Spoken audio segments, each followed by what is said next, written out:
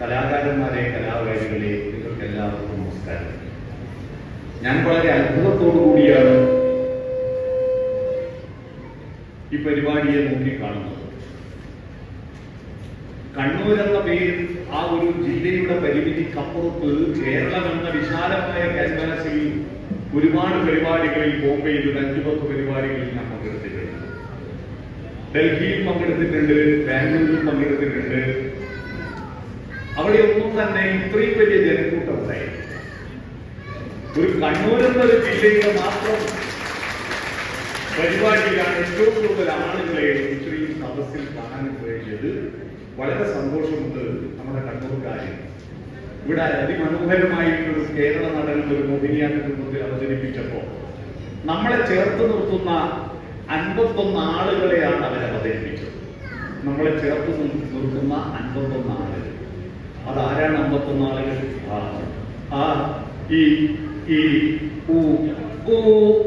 എന്ന് പറഞ്ഞൊരു പാട്ടുപാടിയിട്ട് അവതരിപ്പിച്ചതിനെ കിട്ടില്ല.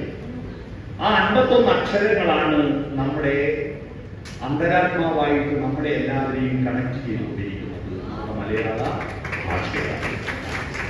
ആ മലയാള ഭാഷയിൽ പ്രാദേശിക ഭേദങ്ങളുണ്ട്. ആ പ്രാദേശിക ഭേദങ്ങളാണ് മലയാള ഭാഷയുടെ കരുത്തും അതിനെ നിലനിർത്തുന്നത്. ഭാരതത്തിലെ ഭാഷകളുടെയൊക്കെ മാതാവായി അറിയപ്പെടുന്ന സംസ്കൃത ഭാഷ ആരും സംസാരിക്കുന്നില്ല.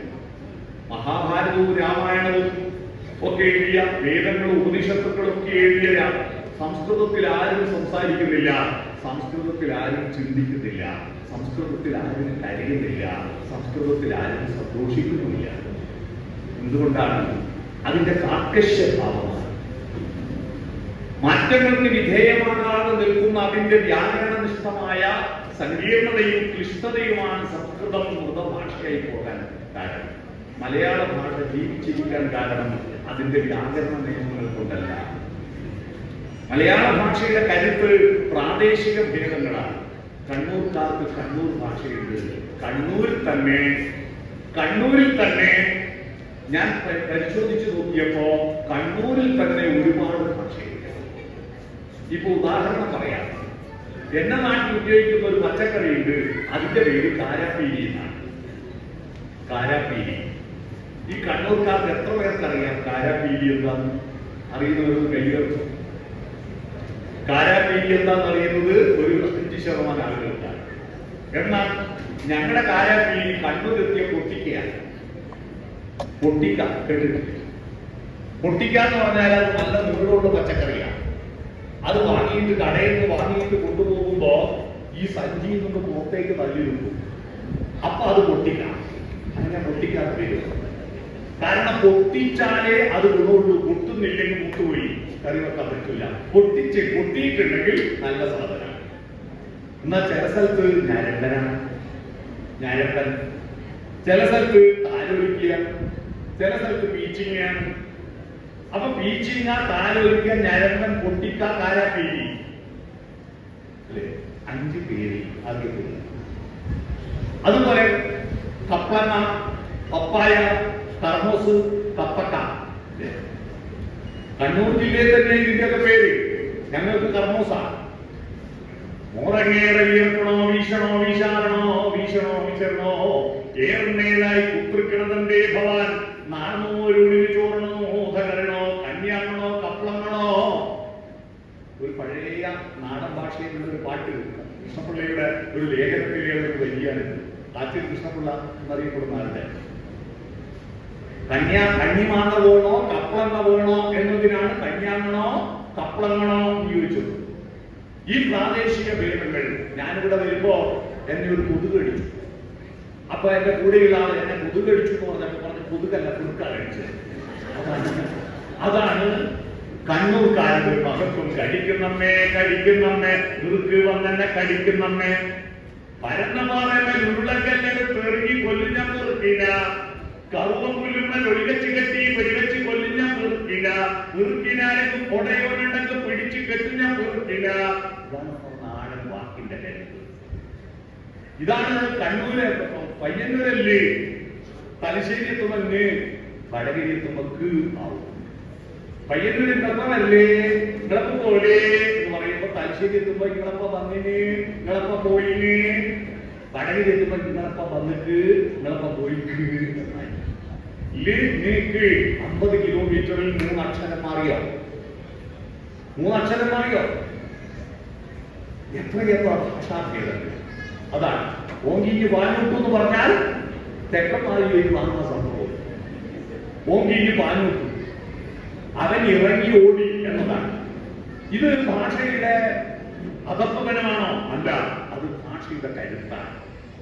അതുകൊണ്ട് നിങ്ങൾ ഏത് ധൂസര സങ്കല്പങ്ങളിൽ വളർന്നാലും, ഏത് യന്ത്രവൽകൃത ലോകങ്ങളിൽ പുലർന്നാലും, മനസ്സിനുണ്ടാവട്ടെ ഗ്രാമത്തിൻ വിശുദ്ധിയും മണവും മമതയും ഇത്തിരിക്കുന്ന പൂവും എന്ന വൈലോപ്പള്ളി ശ്രീധരമേനോന്റെ വരികൾ നിങ്ങൾ ഓർക്കുക.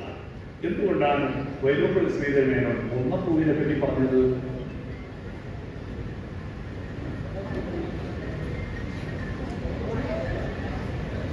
കൊന്നപ്പൂവിനെ പറ്റി പറയാൻ കാരണം എന്താണ്? മറ്റു പൂക്കളിൽ നിന്ന് കൊന്നപ്പൂവിന് വ്യത്യാസമുണ്ടാണ്. എന്തുകൊണ്ട് പനിനീർപ്പൂവിനെ പറ്റി പറഞ്ഞില്ല?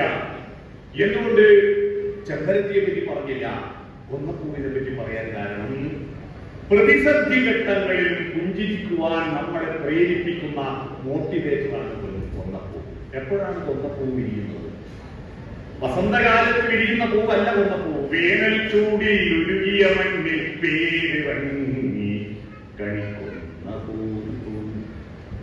വേനലിൽ കത്തിജ്വലിച്ചുകൊണ്ട് വളർത്തു നിൽക്കുന്ന മണ്ണിലേക്ക് ഈർപ്പത്തിന്റെ കണികകൾ എവിടെയുണ്ടെങ്കിലും ഉണ്ടോ എന്ന് അന്വേഷിച്ച് വേരുകൾ ഓടിച്ചിട്ട് അതിൽ നിന്ന് ഈർപ്പത്തെ വലിച്ചെടുത്തിട്ട് അതിൽ സുന്ദരമായ സ്വർണ്ണപുഷ്പങ്ങളെ സൃഷ്ടിക്കുവാൻ കഴിയുന്ന കുന്നപ്പൂവ് പോലെയാണ് മലയാളിയുടെ ജീവിതം.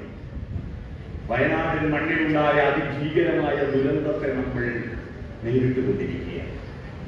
എങ്കിലും മലയാളി ഈ ഓണം ആഘോഷിക്കും, അതിജീവിക്കും. നമ്മൾ ഒരുപാട് മനുഷ്യർ 500 പേർ മരണപ്പെട്ടു പോയി. 500 കണക്കൊന്നും കിട്ടിയിട്ടില്ല. ഇപ്പോഴും ഭൂമി തപ്പിക്കൊണ്ടിരിക്കുക. അതുകൊണ്ട് നമുക്ക് എല്ലാ കാലവും കരഞ്ഞിരിക്കാൻ പറ്റുമോ? ഇല്ല. അതിൽ നിന്ന് അതിജീവിക്കണം. അവിടെ നിന്ന് രക്ഷപ്പെട്ട കുടുംബങ്ങൾക്ക് നമ്മൾ കൂടെ നിന്ന് കൈത്താങ്ങായിരുന്നുകൊണ്ട് നമുക്ക് മലയാളി ഏത് പ്രകൃതി ദുരന്തങ്ങൾ ഉണ്ടായാലും അതിജീവിക്കാൻ കഴിയുന്നവനാണ്. ലോകത്തെവിടെ പോയാലും അതിജീവിക്കാൻ കഴിയുന്നവൻ. പ്രകൃതിയെ നമ്മൾ വെറുക്കരുത്. നമ്മളെ ഉപദ്രവിക്കുന്ന മഴയായിട്ടും പുഴയായിട്ടും നമ്മളെ ഉപദ്രവിക്കുന്ന എന്ന് പറയരുത്. പഴയ മലയാളികളെല്ലാം തന്നെ പറഞ്ഞിരുന്നത് എന്താ? പഴയ മലയാളികൾ മഴ പെയ്താ പറഞ്ഞിരുന്നത് നല്ല മഴ. വെയിലറിച്ചാൽ എന്ന് പറയും നല്ല വെയിൽ. മഴയും നല്ലതാണ്, വെയിലും നല്ലതാണ്. എന്നാ പുതിയ കുട്ടികൾ പറയുന്നു എന്തൊരു മഴ, വെയിലറിച്ചാലോ എന്തൊരു വെയില്. പിന്നെ എന്താ വേണ്ടത്? മഴ പെയ്താൽ അതും കഷ്ടം, വെയിലറിച്ചാൽ അതും കഷ്ടം. പിന്നെ എന്താ വേണ്ടത്? മഴയും പറ്റില്ല, വെയിലും പറ്റില്ല.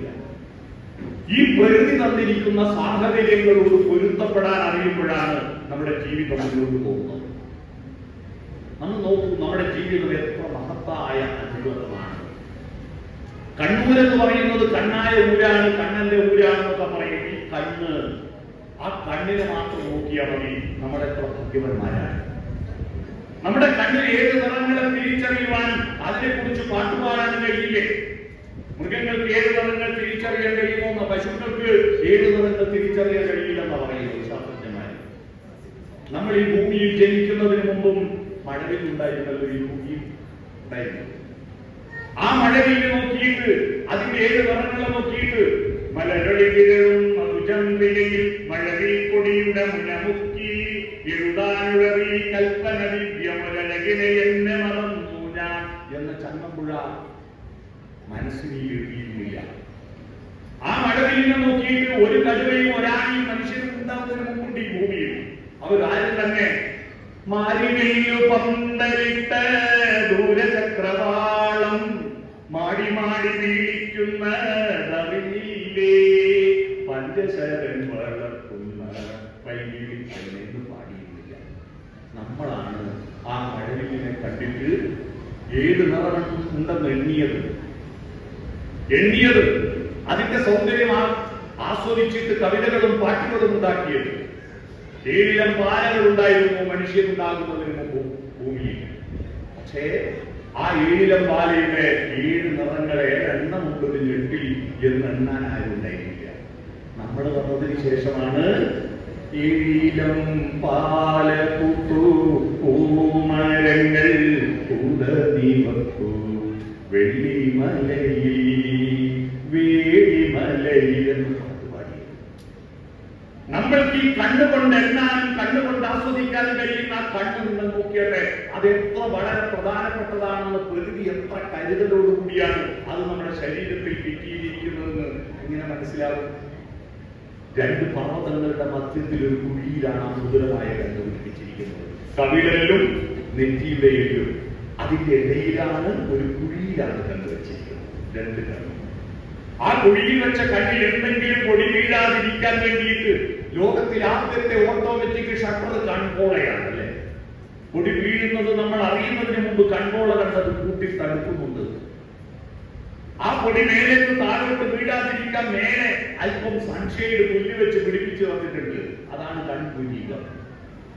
അത് പൊരിച്ചു മാറ്റിയിട്ട് വരച്ചുണ്ടാക്കാനുള്ള അർത്ഥം മനസ്സിലാക്കാം. അത് പൊടി താഴോട്ട് വീഴാതിരിക്കാൻ വേണ്ടിയിട്ടുള്ളതാണ് കൺപുരിക. പിന്നെയും ആ കൺപോളകളിൽ രോമങ്ങൾ കൺപീലികൾ വെച്ചിരിക്കുന്നു. അതിസുന്ദരമായിട്ട് അല്ലെ, സ്നിഗ്ധമായ കൺപീലികൾ. അത് സൗന്ദര്യമാണ്. ആ കണ്ണിന്റെ സൗന്ദര്യം കൊണ്ടാണ് നമ്മൾ കവികൾ പാട്ടുപാടിയത്. ആ കണ്ണിൽ പൊടി വീണിട്ടുണ്ടെങ്കിൽ ആ പൊടിയെ പുറത്തു കളയാൻ വേണ്ടിയിട്ട് സർവീസ് സ്റ്റേഷനിൽ നിന്ന് കൊണ്ടുപോകേണ്ട, ഉള്ളിൽ നിന്ന് തന്നെ വെള്ളം ചേറ്റിയിട്ട് പൊടിയെ പുറത്തു കളയാൻ കണ്ണീരുണ്ടാക്കി തന്നില്ലേ നമുക്ക്. കണ്ണീരെന്ന് പറയുന്നത് ദുഃഖം വന്നാൽ കരയാൻ മാത്രമുള്ളതല്ല, കണ്ണിൽ പൊടി വീണാൽ ഒഴുക്കിക്കളയാൻ കൂടിയുള്ളതാണ്. 2 ഉദ്ദേശത്തിലാണ് കണ്ണുനീരുണ്ടാക്കിയത്. ആ കണ്ണുനീരിനെ കുറിച്ച് എത്രയെത്ര പാട്ടുകൾ ഉണ്ടാക്കി. ആ കണ്ണിനെ നോക്കിയിട്ട് സൗന്ദര്യങ്ങൾ ഉണ്ടായില്ലേ. എന്റെ നാട്ടിലെല്ലാം പണ്ട് ഇഷ്ടംപോലുള്ള പേര് അവസാനിക്കുന്നത് അക്ഷി എന്നായി. അക്ഷി കണ്ണാണല്ലോ അല്ലെ. പങ്കജാക്ഷി, അമ്പുരാക്ഷി, കമലാക്ഷി. താമരപ്പൂവിൽ ഇതുപോലെ കണ്ണുള്ളവൾ, മീനിനെ പോലെ പിടക്കുന്ന കണ്ണുള്ളവൾ മീനാക്ഷി അല്ലേ. മീനാക്ഷി, മീനിനെ പോലെ പിടക്കുന്ന കണ്ണുള്ളവൾ. എന്റെ നാട്ടിൽ 7 വിശാലാക്ഷി. വിശാലാക്ഷി വലിയ കണ്ണുള്ളവൾ. സ്ത്രീകൾക്ക് വലിയ കണ്ണാണ് സൗന്ദര്യം. നിങ്ങളെ കുറവാണെന്ന് സംശയമുള്ള സ്ത്രീകളാണ് പാലിട്ട് എഴുതുന്നത്. ഇവിടെ തന്നെ എഴുതുന്ന ബോധ്യപ്പെടാൻ വേണ്ടി സ്ത്രീകൾക്ക്. അതുകൊണ്ട് സ്ത്രീകളെ സുന്ദരിമാരാണെങ്കിൽ വിശാലാക്ഷിയാവണം. പക്ഷെ പുരുഷന്മാര് ചെറിയ കണ്ണാണ് അവരുടെ സൗന്ദര്യം. അതുകൊണ്ട് ആണുങ്ങളെ വിളിച്ച് കുഞ്ഞിക്കണ്ണൻ. ആണുങ്ങൾക്ക് പേര് കുഞ്ഞിക്കണ്ണൻ, പെണ്ണുങ്ങൾക്ക് വിശാലാക്ഷി അല്ലേ. കണ്ണിന്റെ സൗന്ദര്യം. ആ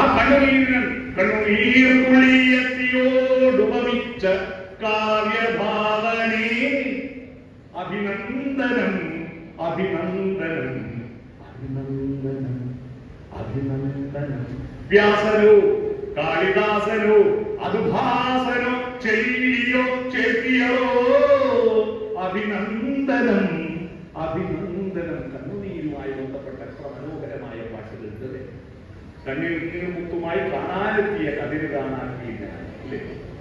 കണ്ണീരെന്ന് പറയുന്നത് കരച്ചിലാണെങ്കിലും കണ്ണീരിനെ അതിന്റെ തുള്ളികളെ ചിപ്പിൽ വീണാൽ പരാഗമാക്കുന്ന അത്ഭുത വിദ്യ അറിയുന്നവരാണ് പറയാറ്.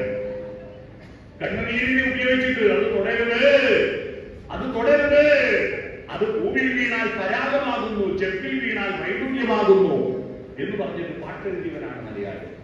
കണ്ണുനീരിനെ പോലും മുത്തുമണികളാക്കി മാറ്റിയിട്ട് ഓർത്തിട്ട് കവിതകളാക്കുന്നവനാണ് മലയാളി. അതുകൊണ്ട് നമുക്ക് കരയാൻ നേരമില്ല, കരഞ്ഞിരിക്കാൻ നേരമില്ല. നമുക്ക് എത്തിയിടം കിട്ടിയത് സുന്ദരമാക്കാൻ കഴിയുന്നവനാണ് മലയാളി. നമ്മൾ പൂരയിലായിപ്പോയല്ലോ എന്ന് പറഞ്ഞ് കരയരുത്. പൂരയിലും നമ്മുടെ മനസ്സ് കേരളത്തിലാണ്. മനസ്സാണ് ലോകത്ത് ഏറ്റവും വലുത്.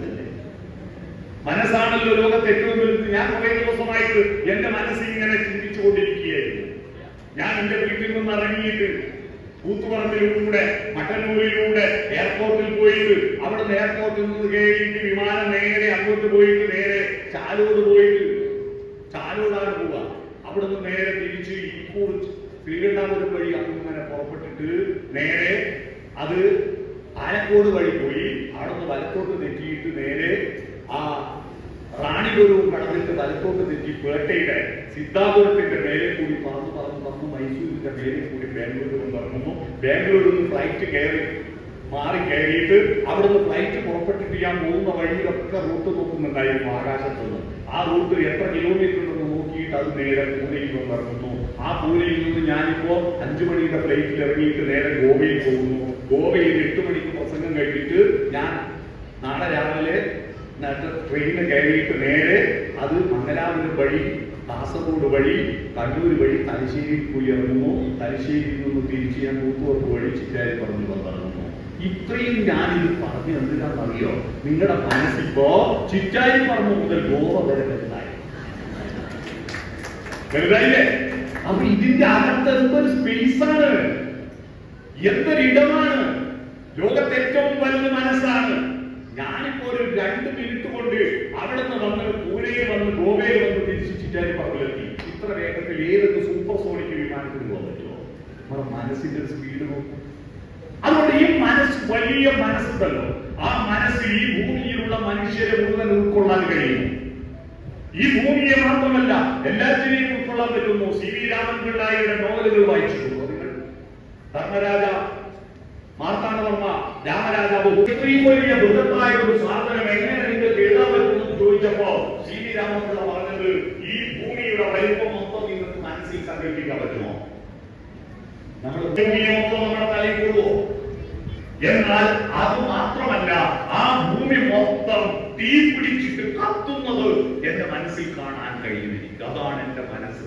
അതുകൊണ്ട് എനിക്ക് ഇത്രയും വലിയ കഥാപാത്രങ്ങളെ ഉൾക്കൊള്ളാൻ ഒരു പ്രയാസമില്ല. ാക്കുകയും ചെയ്യുവാൻ വേണ്ടിയിട്ടാണ് ഇത്തരം കൂട്ടായ്മകൾ. മനസ്സു നന്നാവട്ടെ, മതമേതെങ്കിലുമാവട്ടെ, മാനവത്വത്തിൻ ജില്ലയിലെല്ലാം മാൺപുകൾ വിടരട്ടെ. ആ മനസ്സിൽ മാൺപുകൾ ഉണ്ടാവണം. അതിന് തരം കൂട്ടായ്മകൾ ഒത്തുചേരുമ്പോ, മനുഷ്യർ ഒത്തുചേരുമ്പോ, ഹൃദയങ്ങൾ ഒത്തുചേരുമ്പോ, കണ്ടവർക്കറിയാം, സ്ഥിരമായി വരുന്നൊരു പാട്ടുണ്ട്, പറഞ്ഞൊരു പാട്ടില്ലേ? ആ പാട്ടിൽ എല്ലാ ഭാഷയിലും ഒരു വരിയുണ്ട്. അതിൽ മലയാളത്തിലെ വരി ഒന്നുണ്ടായിരുന്നു. എന്റെ സ്വരവും നിങ്ങളുടെ സ്വരവും ഒത്തുചേർന്ന് നമ്മുടെ സ്വരമായി. മലയാള ഭാഷയുടെ കരുത്തിനെ പറ്റിയിട്ട് ആ പാട്ടിൽ ആ കലാകാരികളുടെ ഉണ്ടോ, ഞാൻ അവരെ അഭിനന്ദിക്കുക. അതൊരു സുന്ദരമായ സാധനം അവർ ചേർത്തു. അതിനെ കൊണ്ടാണ് നമുക്ക് മനസ്സിലായത്. ഒരു വാക്കുകളോ അവർ ഉപയോഗിച്ചിട്ടില്ല. മേൽപ്പത്തൂരിന്റെ അടുത്ത് മലയാള ഭാഷയിൽ ഒരു കൃതിയിൽ എഴുതിയിട്ട് പോകുന്ന ആള് മേൽപ്പത്തൂരിന്റെ അടുത്ത് പോവുക, കുന്താനം പോവുക. ആ കുന്താനത്തിന്റെ ജ്ഞാനപ്പാന എന്ന് പറയുന്ന മലയാള ഭാഷയുടെ കൃതിയായിട്ട് പോയപ്പോ അത് മറിച്ചു നോക്കിയിട്ട് മലയാളമാണ്, എനിക്ക് വായിക്കാൻ പറ്റില്ലെന്ന് പറഞ്ഞിട്ട് ദൂരെ തള്ളി ഓക്കെ. അപ്പൊ പറഞ്ഞു, ഛേ എന്താ ഇത് പരിപാടി? ഛേ എന്ന് പറഞ്ഞ 6 ഇയാൾക്കറിയില്ല, 6 പൊറോട്ട കൂടി പോകും. ഇയാൾക്ക് ദേഷ്യം വന്നു. 13 പൊറോട്ടയായി. അപ്പൊ ദേഷ്യം പറഞ്ഞു, എനിക്കൊണ്ടെന്ന് ഞാൻ ആട്ടുന്നു. ആട്ടു പറഞ്ഞ് എടുക്കാന്നറിയില്ല. 8 പൊറോട്ട കൊടുക്കും. 21 പൊറോട്ടയാക്കി വെച്ചിട്ടിരിക്കണം. നിൽക്കുമ്പോ നായനാർ കയറി വന്നു. നോക്കുമ്പോ 21 പൊറോട്ടയാക്കി വെച്ചിട്ട് ഭാര്യ പറഞ്ഞ് ശരിയായി നിൽക്കുക. എന്താ ഈ പ്രശ്നം എന്ന് ചോദിച്ചു. അങ്ങനെ പറഞ്ഞ്, നായനാറെ ഒന്നും മിണ്ടണ്ട, മിണ്ടിയ പൊറോട്ടയാണ് അല്ലെ? ഹിന്ദി അറിയാത്തതിന്റെ കുഴപ്പമാണ്. പക്ഷെ ഹിന്ദി അറിയാത്ത മലയാളികൾ ഇവിടെ വന്നിട്ട് അതിജീവനത്തിന്റെ വാക്കുകൾ പഠിച്ചല്ലോ അല്ലേ? എന്റെ ഒരുപാട് ബന്ധുക്കളുണ്ട് ഇവിടെ. വളരെ എന്റെ അനുജനുണ്ട്, എന്റെ അച്ഛന്റെ അനുജന്റെ മകനുണ്ട് ഇവിടെ ഫാർമസിയിൽ വന്നിരിക്കുന്നത്. എന്റെ ഭാര്യയുടെ നേരെ മച്ചുരിച്ചിയും ഭർത്താവും ഒക്കെ ഇവിടെയുണ്ട്. ഇവരൊക്കെ ഇവിടെ വന്നത് ഹിന്ദി പഠിച്ചിട്ടൊന്നും അല്ല. ഒരു വിശ്വഭാഷയുണ്ട്, ആംഗ്യഭാഷയുണ്ട്. ഭാഷയെന്ന് പറയുന്നത് കേവലം വ്യാകരണമല്ല. കണ്ണൂരിൽ രാമമാറ്റമ കയറുമ്പോൾ 9 വ്യാകരണം കൊണ്ട് കയറുന്നതെന്ന് പറയുന്ന ആർക്കും അറിയില്ല, കയറുന്ന രാമനും അറിയില്ല. രാമൻ മരത്ത് കയറി എന്നതിന് 9 വ്യാകരണം. രാമൻ കർത്താവ്, മരം, കർമ്മം, കയറി, ക്രിയ. 3ആയോ?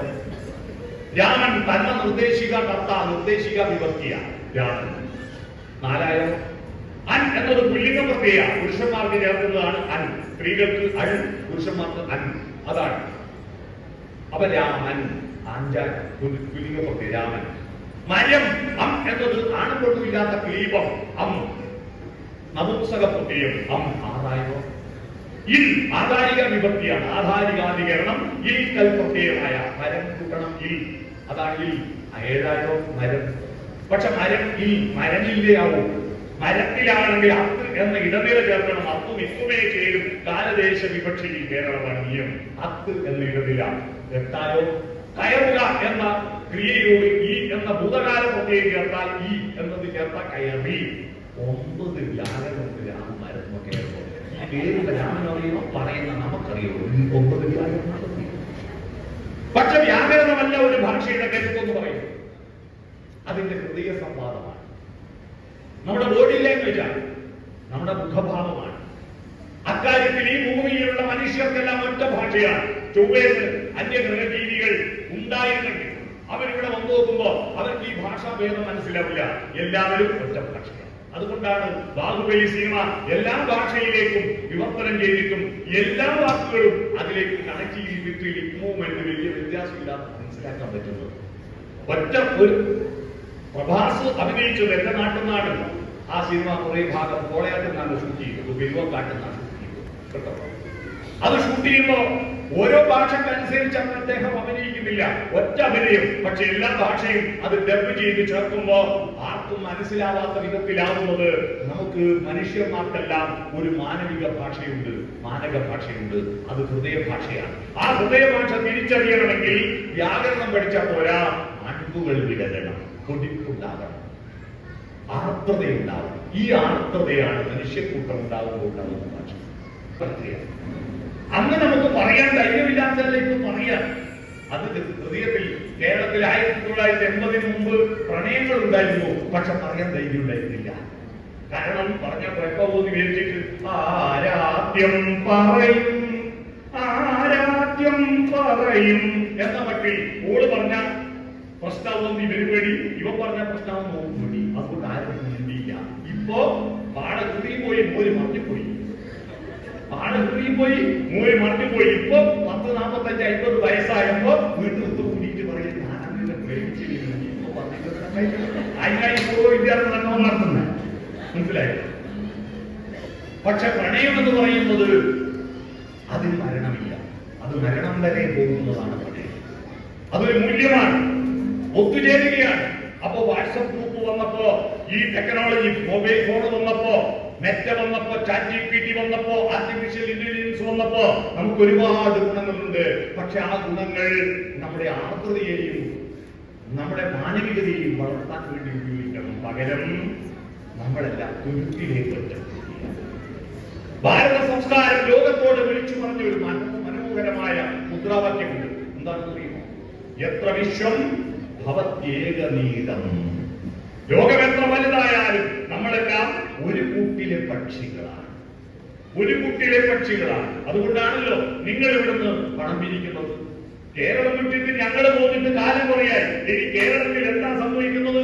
അവിടെ താമസിക്കുന്നവർ അനുഭവിക്ക് എന്ന് പറഞ്ഞ് മാറി നിൽക്കാതെ നിങ്ങളെല്ലാ ഇവിടെ പണം പിരിച്ചിട്ട് അങ്ങോട്ട് അയക്കാൻ കാണിക്കുന്ന ആ വിശാലമായ മനസ്സിന് ഞാൻ ഇന്നത്തെ നമോഭാഗം സമർപ്പിക്കുന്നു. നമുക്കൊന്നും നമ്മളെല്ലാം ഒരു കുടുംബത്തിലുള്ളവരാണ്. എത്ര വിശ്വം ഭവത്യേകനീതം. ഒരു കൂട്ടിലെ പക്ഷികളാണ്. എവിടെയാണ് ഒരു രോദനം കേൾക്കുന്നത്? നമ്മുടെ മഹാഭാരത കഥ തന്നെ യുധിതാനുസാരിയായ തമാശ പറയുമ്പോൾ 13 ആളുകളെ ചിരിക്കാൻ പറ്റുന്നുണ്ട്. ഞാൻ ആ 13 ആളുടെ ആയുസ് എത്ര തീരെന്ന് പറയാം. കാരണം മസിൽ വിട്ടാണ്. സ്വന്തം മക്കൾ തമാശ പറഞ്ഞപ്പോലും കരയാതിരിക്കുന്ന അച്ഛനാണോ നിങ്ങൾ? ഇല്ലുണ്ട്. മക്കളെന്ത് വന്ന് തമാശ പറഞ്ഞാൽ അച്ഛന്റെ മുഖം കണ്ടിട്ടുണ്ടോ? പണ്ട് വോഡാഫോണിന് മുമ്പ് ഒരു ഹച്ചില്ലേ, അതിന്റെ പട്ടി ഉണ്ടായിരുന്നില്ലേ, അതിന്റെ മോന്ത പോലെ കാര്യമില്ല. അവരുടെ കാര്യമൊക്കെ എന്തിനാ പിന്നെ മനുഷ്യനായത്? കരയാൻ ചിരിക്കാൻ അറിയില്ല. പിന്നെ പോത്തായിട്ട് ജനിച്ചാ പോലെ. കരയണ്ടേ? ചിരിക്കണ്ടേ? ചിരിക്കണം. മനുഷ്യനൊരു ആർദ്രതയുടെ പക്വതയുണ്ട്, വൈകാരികമായ പക്വതയുണ്ട്. അതിന്റെ പേര് ഇമോഷണൽ കോഷ്യന്റ് എന്നാണ്. നമ്മൾ കുട്ടികളെ സ്കൂളിൽ ചേർക്കുന്നത് കേവലം ബുദ്ധിജീവികളായിട്ട് വലിയ കണ്ടുപിടുത്തം നടത്തിയിട്ട് ഇന്റലിജൻസ് കോഷ്യന്റ് വളർത്താൻ മാത്രമല്ല, ഇമോഷണൽ കോഷ്യന്റ് വേണം. വൈകാരികമായ പക്വത. ചിരിക്കേണ്ടടുത്ത് ചിരിക്കണം, ചിരിക്കാൻ പാടില്ലാത്തടത്ത് ചിരിക്കരുത്. കരയേണ്ടടുത്ത് കരയണം, കരയാൻ പാടില്ലാത്തടത്ത് കരയരുത്. ദേഷ്യം വരേണ്ടടുത്ത് ദേഷ്യം വരണ്ടേ? വേണ്ടേ? ഒരു ദേഷ്യവും വരില്ല. ആടേണ്ട ഒരു കുട്ടി ഒരു ഗുണത്തിനും ഇല്ല, ഒരു ദോഷത്തിനും ഇല്ല. പറയുന്നത് കഴിയാതെ പറ്റി പിന്നെന്തിനാ ഒരു കുട്ടി? ഒരു ഗുണത്തിനും ഇല്ല, ഒരു ദോഷത്തിനും ഇല്ലെങ്കിൽ ഒരു ചത്തുണ്ടി എന്തെങ്കിലും ഒന്ന് വേണ്ടേ കാണിക്കും. ചിരിക്കാതിലേക്ക് കരയിക്കണം. ദേഷ്യം വരരുത് ദേഷ്യം വരണം, ദേഷ്യം വരാൻ പാടില്ലാത്തവർക്ക് ദേഷ്യം വരരുത്. ദേഷ്യം അടക്കാൻ പഠിക്കണം. ഒരു കുഞ്ഞിനെ എടുത്തിട്ട് ഒരാൾ നടന്നു പോകുമ്പോ കുട്ടി ഭയങ്കര കരച്ച് കരയുമ്പോ ഇയാൾ കുട്ടിയോട് അടങ്ങ് മാധവാന്ന് പറഞ്ഞ കുട്ടിക്ക് മിഠായി വാങ്ങി കൊടുത്തു. കുട്ടി കരച്ചത് നിർത്തുന്നില്ല. വീണ്ടും കരഞ്ഞുകൊണ്ടിരിക്കും. അടങ്ങ് മാധവാന്ന് പറഞ്ഞിട്ട് ഐസ്ക്രീം വാങ്ങി കൊടുത്തു. എന്നിട്ട് കരച്ചത് നിർത്തുന്നില്ല. വീണ്ടും കരയുമ്പോൾ അടങ്ങ് മാധവാന്ന് പറഞ്ഞിട്ട് കളിപ്പാട്ടം വാങ്ങി കൊടുത്തു. എന്നിട്ട് കരച്ചത് നിർത്തുന്നില്ല. എന്തെല്ലാം വാങ്ങി കൊടുത്തിട്ടും കുട്ടി കരഞ്ഞുകൊണ്ടിരിക്കുന്നു. അപ്പോഴല്ല ഇയാള് അടങ്ങ് മാധവാന്ന് പറഞ്ഞ് ഓരോന്ന് വാങ്ങിക്കൊടുക്കുന്നത്. കൂടെ നടക്കുന്ന ആൾക്കാർക്ക് സഹിക്കാൻ പറ്റിയില്ല. അയാൾ ഈ മനുഷ്യരോട് പറഞ്ഞു, നിങ്ങളുടെ അപാര ക്ഷമ തന്നെ, ഞാനാണെങ്കിൽ കുട്ടീനെ എന്തൊക്കെ ചെയ്തു പോയിട്ടുണ്ട്. എന്നിട്ട് കുട്ടിയോട് തട്ടിക്കേറി, എന്താ മാധവ നിനക്ക് വേണ്ടി എല്ലാം വാങ്ങി തന്നിട്ട് നീ എന്താ കരച്ചൽ നിർത്താത്തത്? അപ്പൊ അയാൾ പറയാം, കുട്ടീന്റെ പേര് മാധവ എന്നല്ല, രാജേഷ് എന്നാണ്. പിന്നെ കുട്ടീന്റെ പേരെന്താ? രാജേഷ്. പിന്നെ നിങ്ങൾ ആരോടാ ഈ അടങ്ങ് മാധവ എന്ന് പറയുന്ന അതായ മാധവൻ? അപ്പൊ അയാൾ പറയാം, മാധവൻ ഞാൻ തന്നെയാ. എനിക്ക് ദേഷ്യം വന്നിട്ട് ഞാൻ എന്നോട് തന്നെ പറയാം. മനസ്സിലായോ? ഞാൻ എന്നോട് തന്നെ പറയാ. അപ്പൊ ഇനി മക്കളോട് ദേഷ്യം വന്നാൽ ഒറ്റ വർത്താനാണ്. മക്കളോട് ദേഷ്യം വന്ന നമ്മളെ അടക്കാനും പഠിക്കണം, ഇരിക്കണം. മക്കളുടെ കണ്ണിൽ നോക്കണം. ആ കണ്ണുകളിലെ പ്രതീക്ഷകളും ധൈര്യതകളും സ്വപ്നങ്ങളും കാണണം. ആ കണ്ണിൽ മക്കളുടെ കണ്ണിൽ നോക്കാൻ കഴിയാത്തതിന്റെ ദുരന്തം അനുഭവിച്ച നാടാണ് നമ്മുടെ ഭാരതം. അറിയുമോ?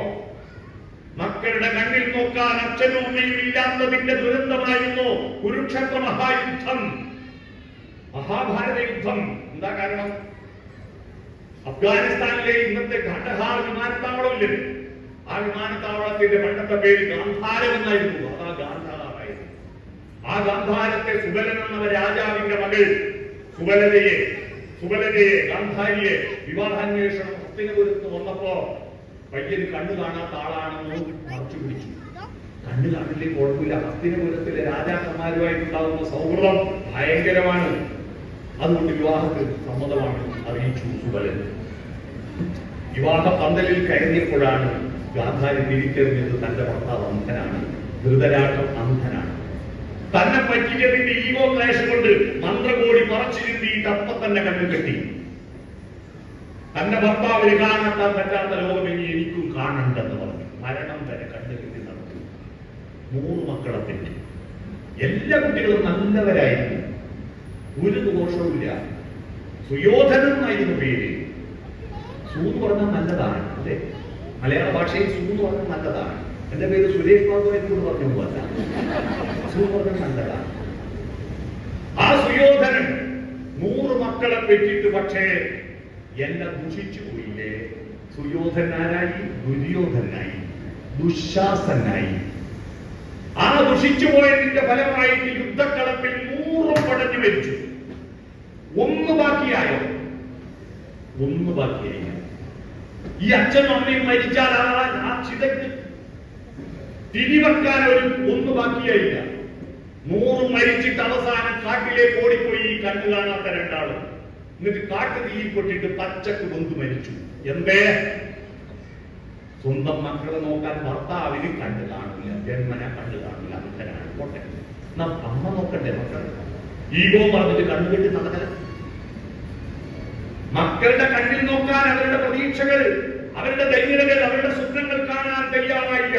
ഭർത്താവിന് കണ്ണു കാണുന്നില്ല, ഭാര്യ എന്താ ചെയ്യേണ്ടത് എന്നൊരു പഴയ സിനിമാ പാട്ടിൽ പുറമേണ്ടോ ഒരു സിനിമാ പാട്ടുണ്ട്. ഭർത്താവും അന്ധനായ ഭർത്താവും കണ്ണ് കാണുന്ന ഭാര്യയും പരസ്പരം ഒന്നിച്ച് പാടുന്ന ഒരു പാട്ടുണ്ട്. കൺമണി നീയൻ കരം പിടിച്ചാൽ കണ്ണുകളെന്തിനു വേറെ, എനിക്കു കണ്ണുകളെന്തിനു വേറെ. അപ്പൊ ഭാര്യ എന്താ പാടിയത്? കാണാനുള്ളത് കരളിൽ പകരാൻ, കാണാനുള്ളത് കരളിൽ പകരാൻ, ഞാനുണ്ടല്ലോ ചാരെ കണ്ണായി, ഞാനുണ്ടല്ലോ ചാരെ എന്ന് പാടേണ്ട ഭാര്യ കണ്ണുകെട്ടി നടന്നതിന്റെ ദുരന്തമാണ് മഹാഭാരതം. എല്ലാം ദുഷിച്ചുപോയി. നിങ്ങൾക്ക് കണ്ണുണ്ടല്ലോ, അച്ഛനും കണ്ണുണ്ട്, അമ്മയ്ക്കും കണ്ണുണ്ട്. എന്നിട്ട് മക്കളുടെ കണ്ണിൽ നോക്കാറുണ്ട്. ആ കണ്ണുകളിൽ നോക്കി ഈ മൊബൈൽ ഫോണും ടിവിയും കമ്പ്യൂട്ടറും എല്ലാം കൂട്ട് ഒന്ന് വട്ടത്തിലിരിക്കെ, ഒന്ന് ഹൃദയ സംവാദം നടത്തും. ലോകകാര്യങ്ങളെ പറ്റി പറയൂ, നല്ല കാര്യങ്ങളെ പറ്റി പറയൂ. നെഗറ്റീവ് പറയല്ല, പോസിറ്റീവ് പറയൂ. അദ്ദേഹം പോകുന്നത് സീതയുടെ അന്തപുരത്തിലേക്കല്ല, ലക്ഷ്മണന്റെ അന്തപുരത്തിലേക്ക്. ഉള്ളിയുടെ വാദങ്ങൾ സ്പർശിച്ചിട്ട് രാമൻ കഴിയും. പ്രിയപ്പെട്ട അനിയത്തി, ഞാൻ പാട്ടിലേക്ക് പോകുമ്പോൾ എന്റെ ഭാര്യയുടെ ഹൃദയമുണ്ടായി, എന്റെ ഭാര്യയുടെ ഞാനുണ്ടായി. ആ കൂട്ടത്തിൽ ലക്ഷ്മണൻ എന്ന് പറയുന്ന എന്റെ അച്ഛന്റെ കാവലുള്ളതുകൊണ്ടാണ് ഞങ്ങൾക്ക് കാലെന്ന് പറയുന്നത് ഒരു അനിയൂരുമായി നാട്ടിലായിരുന്നു. രാമൻ സീതയിൽ ഏറ്റവും സുഖമായി ജീവിച്ചത് എന്റെ അർത്ഥത്തിൽ രാമായണം പറയുന്നത് മനസ്സിലായോ? മനസ്സിലായില്ലേ? അടുത്ത ശ്രീരാമൻ എന്ന് പറഞ്ഞ അടുത്ത രാമൻ എന്താ? അടുത്ത രാമൻ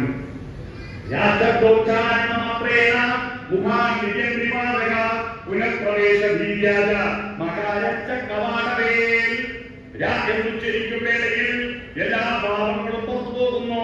പുറത്തുപോയ ഭാവങ്ങൾ തിരിച്ചുള്ളിൽ പ്രവേശിക്കാതിരിക്കാൻ എന്ന് വയറൊട്ടുന്നു. മന്ത്രത്തിന്റെ അർത്ഥം ഉള്ളിൽ ശുദ്ധീകരിക്കാനാണ്. ഉള്ളിലുള്ള അന്ധകാര പുറത്തു കളഞ്ഞിട്ട് ഉള്ളിൽ വെളിച്ചം നിറക്കാനാണ്. വെളിച്ചം നടക്കും ഉള്ളിൽ. മച്ചന്മാർ മക്കളെ വിളിച്ചു നടക്കുക ഭീകരമായി. അതിനു പകരം മോനെ മോനെ എഴുന്നേക്കടാ, കിഴക്ക് ഭാഗത്ത് പ്രഭാത സന്ധ്യ പ്രവർത്തിക്കാൻ ആരംഭിച്ചിരിക്കുന്നു, എഴുന്നേൽക്കടാ. വിശ്വാമിത്രൻ രാമനെ വിളിച്ചുണർത്തുന്നു കേട്ടിട്ടില്ലേ?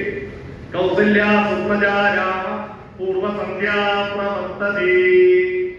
കൗസല്യയുടെ നല്ല മോനെ രാമ, കിഴക്ക് ഭാഗത്ത് പ്രഭാത സന്ധ്യ പ്രവർത്തിക്കാൻ ആരംഭിച്ചിരിക്കുന്നു. ഉദ്ദിഷ്ട അനശാദൂല. എഴുന്നേക്ക്. രാവിലെ എഴുന്നേറ്റ് കുട്ടികള് കണി കാണുന്നത് എന്തായിരിക്കണം? കണി കാണുന്നത് ക്ലോസറ്റ് ആവരുത്. രാവിലെ മിക്ക കുട്ടികളും കണി കാണുന്നത് നേരെ ക്ലോസറ്റിലാണ്. നോ, പ്രകാശത്തെ, പ്രഭാതത്തെ, പ്രകൃതിയെ കണി കാണിക്കുന്നു. ആ പ്രകാശം നമ്മളെ വിളിക്കുന്നു. ആ പ്രകാശം വിളിച്ചിട്ട് അയ്യപ്പ പണിക്കർ ഒരു കവിത ചൊല്ലൂ. രാവിലെ അയ്യപ്പ പണിക്കർ ഒരു കവിത ചൊല്ലൂ.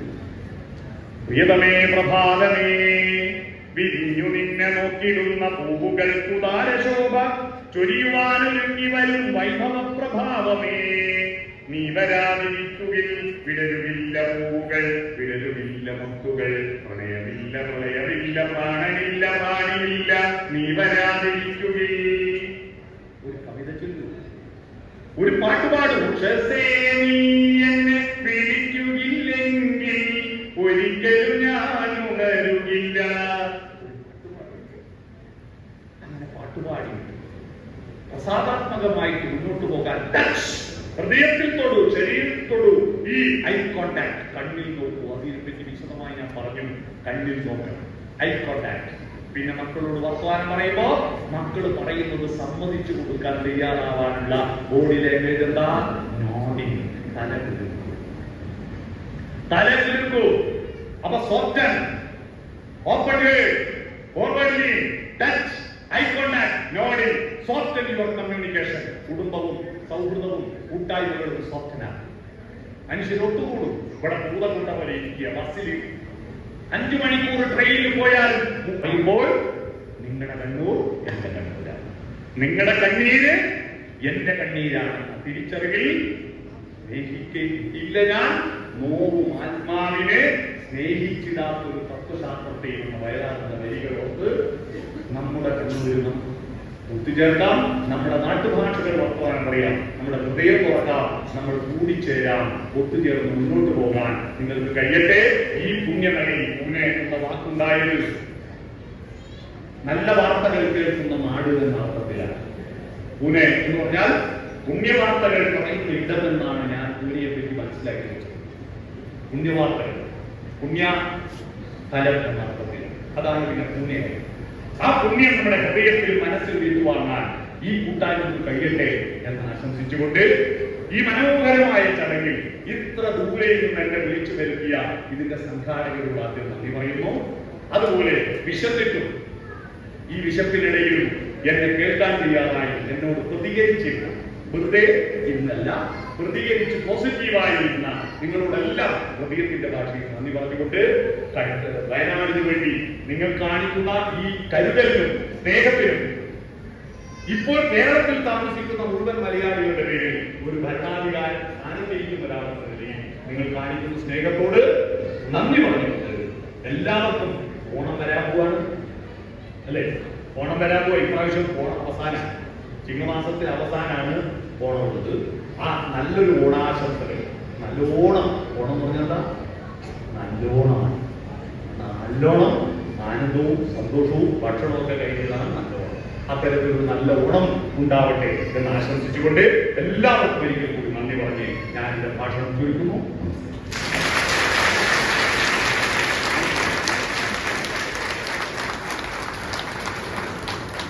He really deserves a standing ovation.